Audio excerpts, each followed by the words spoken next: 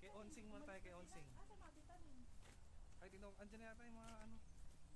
Ay, boss, bukas na. May kasama ko yung pastor. Papaduplicate namin susi eh. Nasa Vesper. Wala pa kuryente, no? Ah, nakabitan na. Oh, Jamay, napakabata na. Oh, yan. Di may heat stroke si Ate Melody. Apat na bag yung dala namin eh. Apat na bag yung nandiyan sa likod.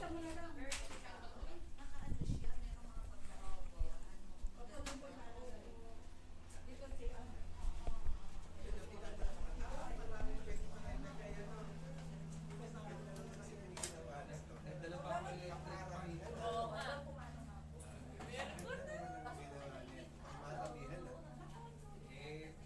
Pinatapos na yan eh. Kapatid ko dati. Dati to kailan lang. May pwesto na. Punta na sa Pastor Velasco eh. Apat na bag yung dala namin. Kasi nung kami sa Taguig, yung lumang sa nagpayalo kasi hindi din umalis na yun eh. Amazing nga yung lupa na yun. Hinahap namin doon si Lola. Kelly. Tapos. Habang nagkakasama sila. Titingin lang sa sarili. Titingin lang kung ilan ang okay lang daw. Parang pinita ko yung mayor sa Sigurel. Sumatita din. May picture na sila. Ay, oo nga. Sige, sakto nga po kayo kasi kakalis na po. CR pa. May tubig na ba? Ayo, nga baka may tubig na. Dami yung tubig. Meron?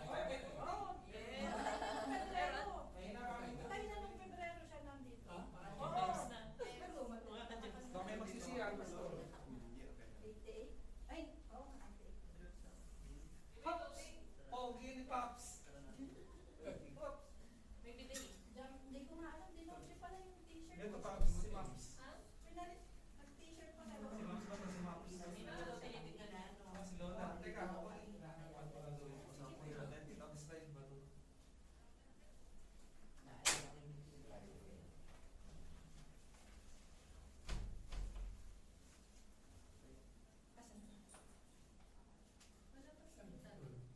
Kamin.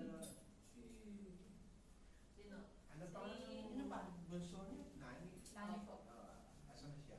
Dating daan po eh. Oo, asan siya? Asawa ko, Bukawi. Bukawi, doon po nakatira yun sila. Hindi ko talaga yan. May gawain Sabado. daw sila. Sabado gawain. Ang ate po, ano? Ang gawin na po. Kay natin. Apa, apa. Traffic lang po. Ibaba mo lang anak dyan yung gamit. Sino pwede mag-video? Pwede, ako muna po kayo. Ay, sige lang na. Bumatin na. Ayan. May itin pa. Ikaw! Ay, naka-assist ka ba? Jami, ito na lang. Gagawin. Habang kukunin. Eh, ako na nga. Kukunin ko yung ano. Igisa ka mo.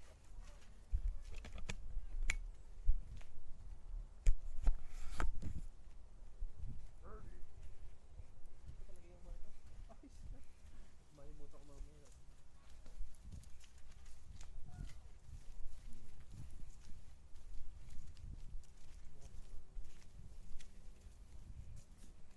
Oh, dito na Kobe. Hindi, dito sa likod. Ay, may papasok na jacket. Nakinita na sa likod. Oh, Jem. Watering si Ma'am.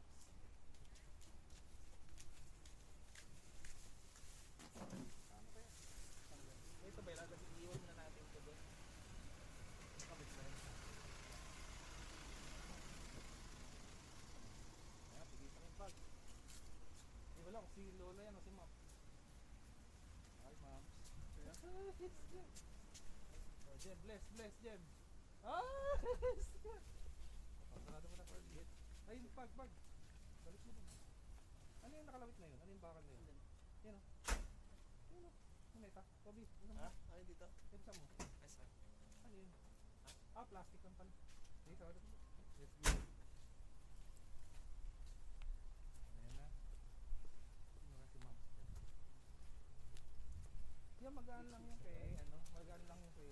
mabigat yung kanina kong buwan. Yung mabigat ko. Dito? Kay Lola Remy. Ang bigat. Ano yung sama-sama na yung mga buto lang?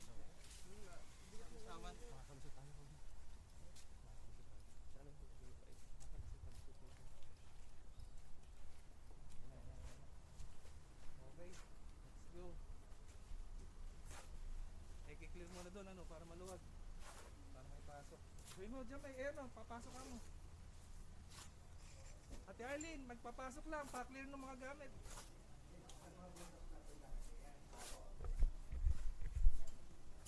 Saan kayo lalagay ito? Ah, isa ko Jay. Dito? Doon sa itaas, nakatayong ganun. Ha? Sarap. Oh, hindi. Talagyan mo ng poste. Ay, isa. Saan ba? Tanong mo nga Kuya Jay, saan kaya pwede? Boss, saan kaya pwede ilagay itong logo namin? Sa labas?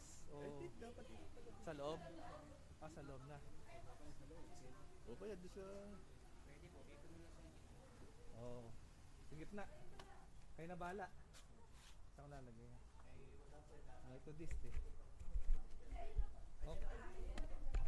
Ano, na-clear na ba? Ate Arlene! Bless muna, bless. Bless muna tayo. Ma'am, Ano? Asan si Lola dyan? mamili ka na lang dyan. Mix. Mix.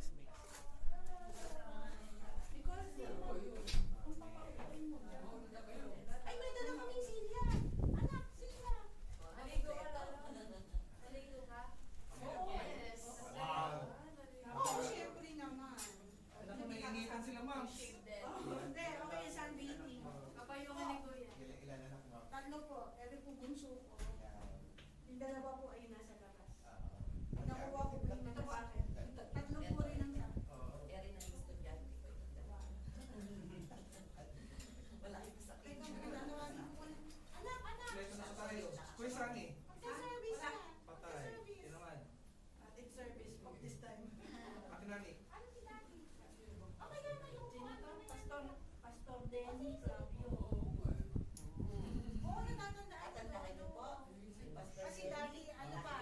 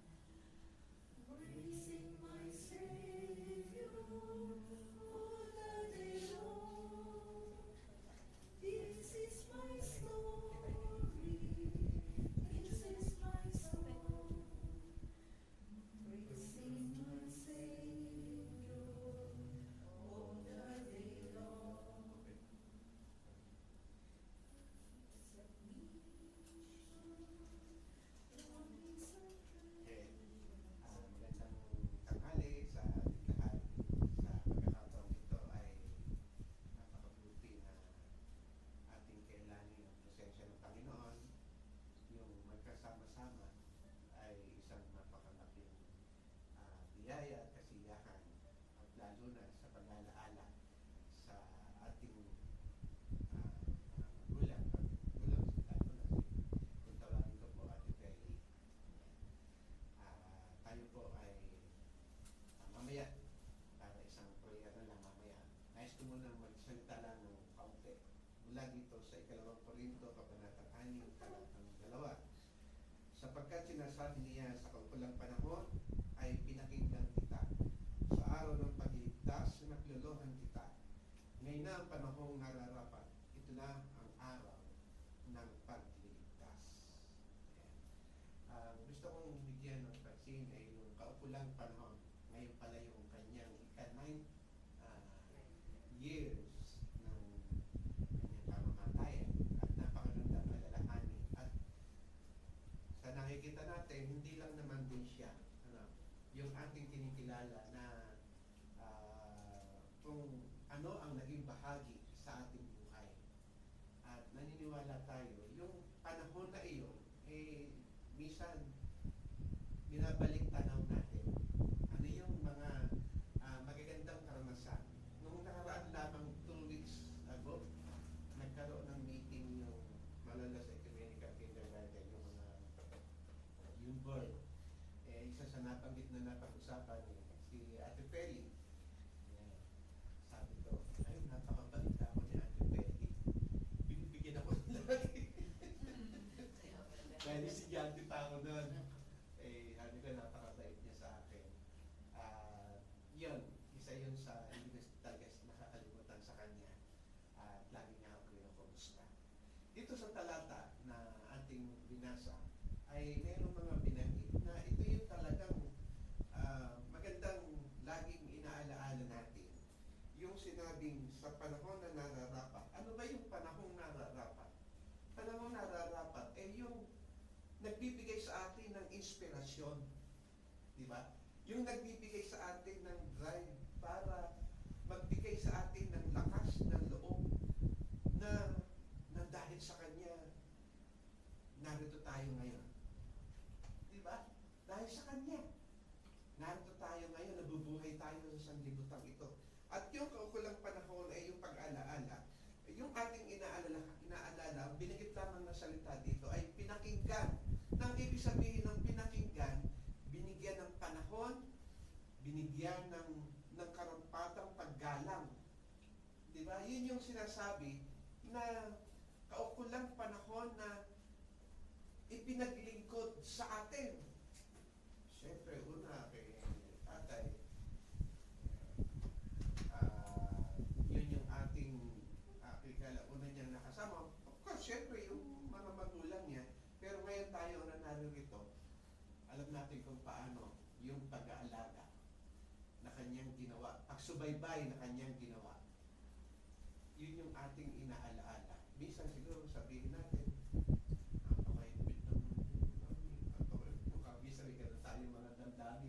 pero ang lahat ng iyon ay nagko-contribute para tayo maging ganito ngayon. Para tayo ay magkaroon ng magandang kalagayan sa kinabukasan. Sa mga susunod na panahon ng ating buhay. Bukas ay celebrate yung graduation Sunday. Sabi ko kanina, ang sermon ko kako bukas ang title ay Wala Ka sa Lolo Ko. Wala Ka sa Lola Ko. Nang ibig sabihin, bukas maririnig yun. Wala ka sa lola ko. Ibig sabihin, di ba? Yun yung mga panahon, yun yung mga katangian, yun yung mga karanasan na sinasabi natin na inaala-ala natin. Na siya ipinagmamalaki natin, na siya ay nagkaroon ng malaking bahagi sa atin. Yun yung inaala-ala natin. Pero ngayon, natarito tayo, doon sa talata ay binanggit, ngayon ay ang panahon ng pagpapasalamat. Of course, hindi lang naman ngayon. Mula pa noong nagpapasalamat. Pero ngayon, ang dami na lamang natin. Buti na lang, salamat na lang. May lola akong ganito. Diba? Salamat na lang. Pangalawa, hindi lang yun. Kundi, yung pagkakaloob ng buhay at mga mayamang karanasan sa piling ng kanyang kabya, ng kanyang mga anak, ngayon, mga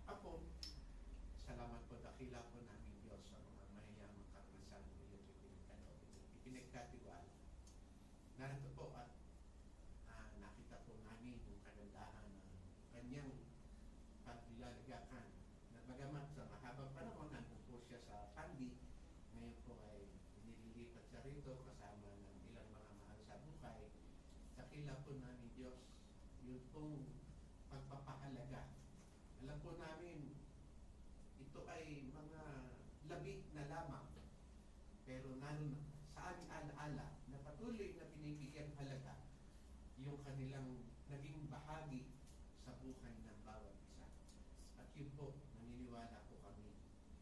Ginampanan, ipinagkaloob ang buhay, ang lakas, kakayanan, dahil sa biyaya at pag-ibig na iyong iminula, ipinagkaloob. At yun po ang inaangkin ng bawat isa sa amin ngayon. Patuloy nawa aming Panginoon, maranasan ng bawat isa. Hindi po yung nakikita namin siya minsan parang narito lang po siya o parang ito yung kanyang ginagawa kasama kami. Hindi po nagbibigay ng takot kundi nagpapaalala.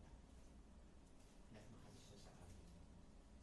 Naghalay siya ng buhay sa bawat isa. Patuloy po namin kinikilala, dakila po namin Diyos. Ngayon, na sa mga sandali kong ito ay ilalagak siya dito sa lugar na ito na kung saan kanilang pinagsumikapan na mailagay sa mas mabuting kalagayan. Nawa po aming Panginoon magdagdag ng panibagong lakas ng loob at inspirasyon pagmamahal sa buhay at karanasan ng buong pamilya. Higing po namin patuloy na pagpalain. Tuloy na aming dinadalangin sa iyo ang mga labi na narito. Nawa po ay patuloy mo po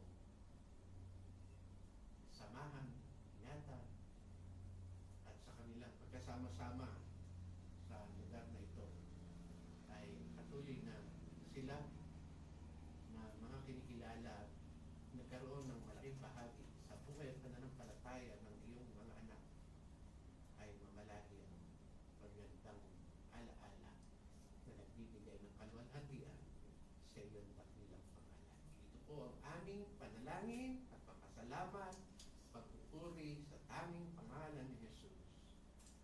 Amen. God bless po. Salamat. Hindi na.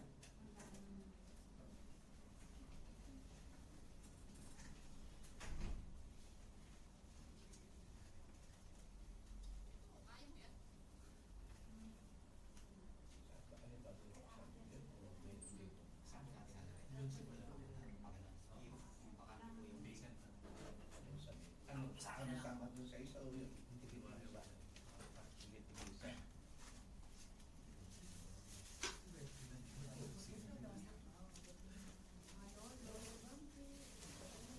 Kasasano lang sa isang butas, parang sige. Sa isa lang talaga. Yung dalawa kasama, kapatid.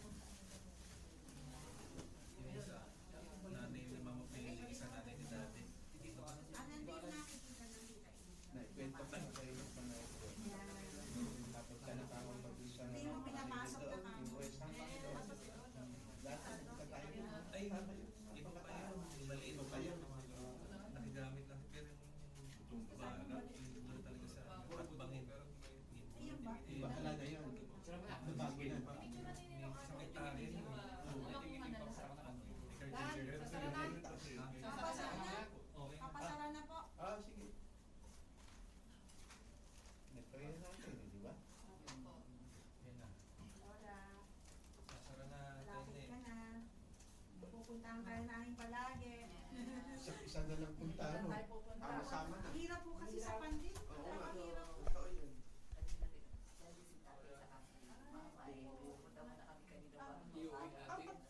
Mas malapit na po. Hirap. Kasi ba rito wala pang laman? Ito pa lang po sa kanila. Ay, paano malalaman na ito? Hindi na po. Sama-sama na po yung ano. Hindi na alam, ano? Basta alam lang nila, Isa. pangalawang Hindi na nilalagay ng pangalan yan. Sama-sama lang yata eh. Ay, sunod-sunod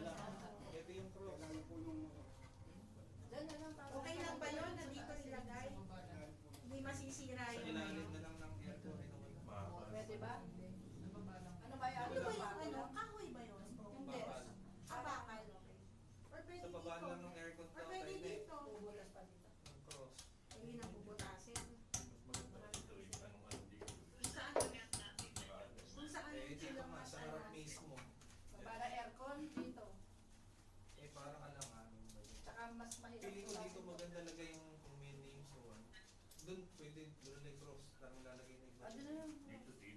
TV, flat screen dito. Lalagay daw flat screen, sabi ni KJ. Parang habang nagbabantayan na. Ay, pamadali. Oo nga, ano. Destination po. Pag may dadalo, nalulungkot. Mag-video ko eh. Pwede tayo.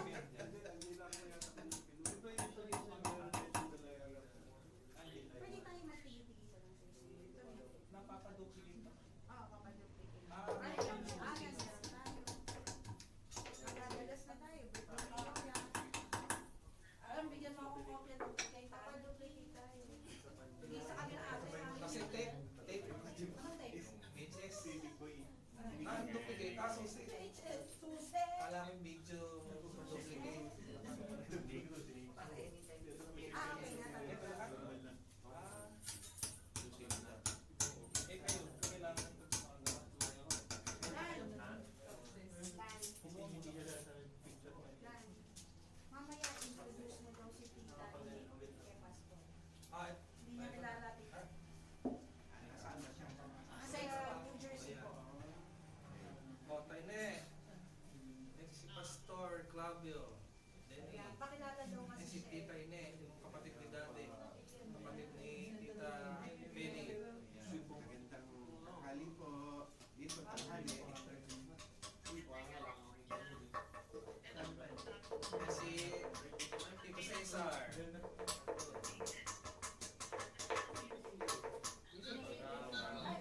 Poking asawa ni Barkada niya yung gobyerno ng Bulacan. Si Cesar din.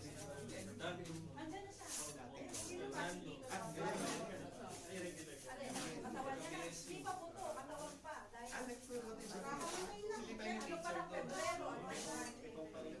Tito Cesar. Alis, 7 buwan pa.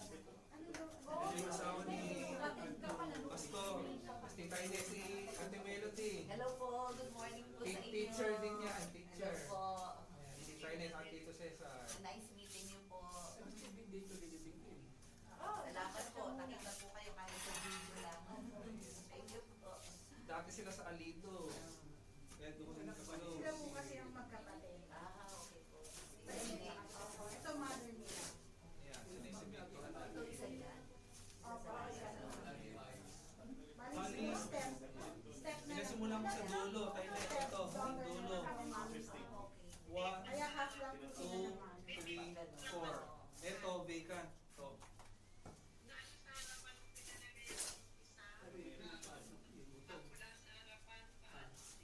Ano daw? Eh, hindi, di ba dapat sa dulo? Buto na po. Opo. Opo. Eh,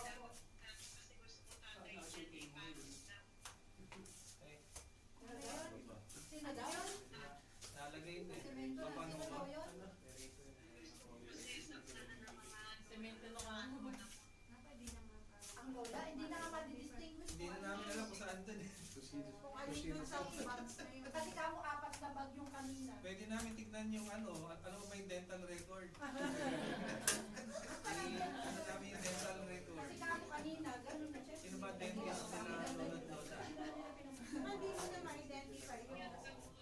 Kasi oo, si Bay nasa ulang kamo.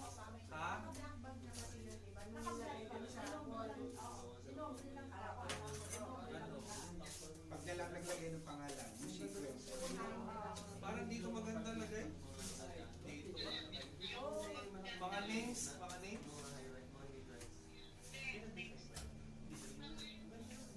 Sa mga maganda dito Cesar, ikaw ang architect. O dito. May vacant walls. Or dito mismo sa mga ano. Pwede ba dyan lagyan? O dyan na lang mismo. Dito. Lalagyan. Ano iyo? Ito na mismo? Kami ganun dito. Pwede daw